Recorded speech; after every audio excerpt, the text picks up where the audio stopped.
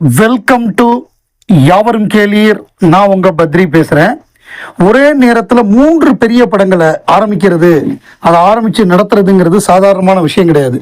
இன்றைக்கி உள்ள காலகட்டம். இன்றைக்கி ஒரு படத்துடைய ஒரு சேட்டலைட் ரைட்ஸு, ஒரு படத்துடைய டிஜிட்டல் ரைட்ஸு, ஆடியோ ரைட்ஸு, இதெல்லாம் படம் முடிஞ்சு கூட விற்க முடியாமல் பெரிய ஹீரோக்கள் படம் கூட, அதாவது முதல்ல படத்துக்கு ப்ரொடியூசர் கிடைக்க மாட்டேங்கிறாங்க, அதுக்கு தடுமாறுறாங்க.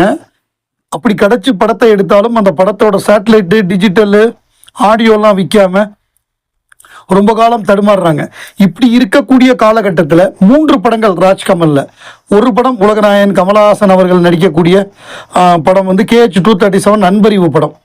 அது ஒரு படம். அந்த படத்துக்கு இசை ஜேக்ஸ் பிஜாய். அவர் மலையாளத்தில் லோக்கா படங்களுக்கெல்லாம் இசையமைச்ச மிகப்பெரிய நிறைய வெற்றி கொடுத்தவர். பிரமாதமான மியூசிக் டைரக்டர். அவருடைய பிஜிஎம்லாம் ரொம்ப பரபரப்பாக பேசப்படக்கூடிய ஒரு இளம் இசையமைப்பாளர். அவர் is very much thrilled with to work with உலகநாயகன் கமலஹாசன். ஸோ அந்த டீமே எழுத்தாளர்கள் எல்லாமே நிறையா மலையாளி டெக்னீஷியன்ஸு. ஸோ அந்த டீம் அது அன்பரி ஃப்ரீயாக விட்டுட்டார். உங்களுக்கு யார் டெக்னீஷியன் வேணுமோ நீங்கள் முடிவு பண்ணிக்கிங்க, நீங்கள் சொல்கிறது தானே விட்டுட்டார் ஃப்ரீயாக. ஸோ அவர் ரொம்ப அருமையான ஒரு டீமை கட்டமைச்சிருக்காங்க. நம்பர் 1. நம்பர் 2, சிவகார்த்திகேயன், சிவகுமார் முருகேசன், இவங்க காம்பினேஷனில் சேயோன். அந்த சேயோன் படத்துக்கு மியூசிக் சந்தோஷ் நாராயணன். ஸோ சந்தோஷ் நாராயணன் ஒரு வித்தியாசமான இசையை கொடுக்கக்கூடியவர். அனிருத் மற்ற ஆட்கள்லாம் இருந்தால் கூட, ஏஆர் ரஹ்மான், அனிருத் மாதிரியான ஆட்கள், நம்ம எல்லாமே சாய் அபயங்கர்லாம் இருந்தால் கூட, சந்தோஷ் நாராயணன் அப்படிங்கிறவர் ஒரு வித்தியாசமான இசை. ஒரு வட சென்னை அந்த மாதிரியான படங்கள், மெட்ராஸ் மாதிரியான படங்கள், ஸோ கபாலி மாதிரி, ஈவன் கல்கிக்கே அவர் மியூசிக் பண்ணியிருக்காரு. ஸோ அந்த மாதிரியான ஒரு மியூசிக் டைரக்டர். அவர் முதன்முறையாக கல்கியில் கமலஹாசன் படத்துக்கு பண்ணியிருக்காரு. கல்கி 2 பண்ணுறாரு. அவர் ராஜ்கமலில் முதல் முறையாக சிவகார்த்திகேயன் படத்துக்கு மியூசிக் பண்ணுறாரு. அப்படிங்கிறது அந்த சேயோன் அப்படிங்கிற படம். 3ஆவதாக அனிருத் மியூசிக்கில் ரஜினிகாந்த் நடிக்கிறாரு. அந்த படத்தை யார் இயக்க போகிறா அப்படின்னு தெரியல. சிபி சக்கரவர்த்தி பண்ண போகிறாரா, அஸ்வத் மாரிமுத்து பண்ண போகிறாரா அப்படிங்கிற ஒரு இது ஓடிக்கிட்டு இருக்கு, ஒரு டைலமா ஓடிக்கிட்டு இருக்கு. அது என்ன முடிவு அப்படின்னு நமக்கு தெரியல. பட் இதில் செய்தி என்னன்னா, இந்த 3 படங்களுடைய ஆடியோவும் இப்போ வியாபாரத்தை ஆரம்பிச்சிட்டாங்க ராஜ்கமல். 3 படத்தோட ஆடியோவும் சரிகமா வாங்கியிருக்காங்க. சரிகமா நிறுவனம் 33 கோடி ரூபாய்க்கு வாங்கியிருக்காங்க. கமல் படத்தை 11 கோடி, சிவகார்த்திகேயன் படத்தை 11 கோடி, ரஜினிகாந்த் படத்தை 11 கோடி. 3 வெவ்வேறு இசையமைப்பாளர்கள். அதான் இதில் உள்ள பியூட்டியே. ஜேக்ஸ் பிஜாய் ஒரு பக்கம், சந்தோஷ் நாராயணன் ஒரு பக்கம், அனிருத். ஸோ இந்த வியாபாரத்தை ராஜ்கமல் ஆரம்பிச்சிருக்காங்க. இந்த சிபி சக்கரவர்த்தி ரஜினிகாந்த் படம், இதில் என்ன பிரச்சனை, எதனால பொங்கல் 2027 ரிலீஸ்னு அனௌன்ஸ் பண்ணிட்டு ஏன் இந்த குழப்பம் அப்படின்னா, ரஜினிகாந்த் துரந்தர் 2 படத்தை பார்த்துருக்காரு, ரொம்ப இம்ப்ரெஸ் ஆகிட்டாரு.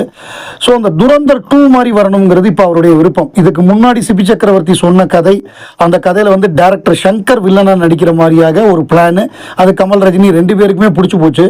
ஆனால் அதுக்கப்புறமாக நிறைய கருத்து வேறுபாடுகள், கிரியேட்டிவ் ப்ராசஸில் நிறைய கருத்து வேறுபாடுகள், ரஜினி நிறைய சேஞ்சஸ் சொல்ல ஹீட்டட் ஆர்குமெண்ட்ஸ்லாம் போயிருக்கு. அதில் குறிப்பாக என்னன்னா, துரந்தர் மாதிரி வேணும், அந்த மாதிரியான ஒரு இன்டென்ஸாக இருக்கணும், நமக்கு அந்த மாதிரி ஒரு கதை சொல்லணும் அப்படின்னு ரஜினி ஆசைப்படுறாரு. ரஜினிக்கு அந்த பிடிச்ச ஜானராக இருக்குது. ரொம்ப இம்ப்ரெஸ் ஆகிட்டாராம் அதை பார்த்துட்டு. அந்த படம் கிட்டத்தட்ட 2000 கோடி கலெக்ட் பண்ணியிருக்கு. சரியான படம் அது. ஸோ அந்த மாதிரி ஒரு டீட்டெயிலிங்காக ஒரு கதையை எடுத்துக்கிட்டோம்னா, அந்த கதையுடைய களம், அந்த கேரக்டர்ஸு, அதை ஒரிஜினல் எப்படி இருக்கோ கிட்டத்தட்ட அதே மாதிரி கொண்டு அந்த மாதிரி துரந்தர் மாதிரி பேச வைக்கணும் அப்படிங்கிற ஒரு ஆசை ரஜினிகாந்துக்கு இருக்கு. பட் ஏற்கனவே நம்ம ஒரு கதை எழுதி அது கேரக்டர் ஆர்க்லாம் எல்லாம் பண்ணதுக்கப்புறம் நிறையா மாற்ற முடியாது. நிறையா மாற்றினோம்னா அந்த ஒரிஜினலே போயிடும். ஸோ அப்போ இந்த குழப்பம்தான் நடக்குது. இப்போ ராஜ்கமல் என்ன முடிவு பண்ணிட்டாங்க அப்படின்னா, சிபி சக்கரவர்த்தியை நம்ம ரஜினி பண்ணலன்னா கூட இவரை வச்சு நம்ம தனியாக படம் பண்ணிடலாம் அப்படின்னா, அவருக்கு ஆஃபீஸ்லாம் போட்டு கொடுத்தா அவர் 30 லட்சம் ரூபா செலவு பண்ணார் இன்டீரியருக்கு அப்படின்னு ஒரு தகவல் சொன்னாங்க. அப்புறம் அவர் தரப்புலேருந்தே 30 லட்சம் இன்டீரியருக்கு பண்ணலைங்க, இதுவரை மொத்தமான ஒர்க்குக்கு 30 லட்சம் ஆயிருக்கு அப்படிங்கிறத சொல்லி அவர் கிளாரிஃபை பண்ணியிருக்காரு. ஸோ அதாவது இப்போ ப்ரீ ரிலீஸுக்கு முன்னாடி ஒர்க் பண்ணுவாங்கல்ல ஒரு படத்தை ஆரம்பிக்கிறதுக்கு முன்னாடி, ஸோ ப்ரீ ப்ரொடக்ஷன் அதை சொல்லுவாங்கல்ல, அந்த ப்ரீ ப்ரொடக்ஷனுக்கு வந்து 30 lakhs ஆகிருக்கான். அது இப்போல்லாம் பெரிய இடத்துல ரூம் போட்டு செலவுகள் நிறைய ஆகும். நிறைய அசிஸ்டன்ட் டேரக்டர்ஸ் இருப்பாங்க, அவங்களுக்கு டேட்டா இருக்கும், எல்லாமே இருக்கும். அது செலவு இப்போல்லாம் தவிர்க்க முடியாதது, கோடிக்கணக்கில் ஆகும். ஸோ 30 லட்சங்கிறது ரஜினிகாந்த் படம், அதில் ஒரு டைரக்டர் 30 லட்சம் தான் இதுவரை செலவு பண்ணியிருக்காருங்கிறது ஒன்றும் பெரிய அமௌண்ட் இல்லை. ஏன்னா கூட கணக்கு காமிப்பாங்க, பயங்கரமாக செலவு பண்ணுவாங்க இந்த மாதிரியான யங் டைரக்டர்ஸு. நிச்சயமாக இவர் ராஜ்கமலுக்கு படம் பண்ண போகிறாரு.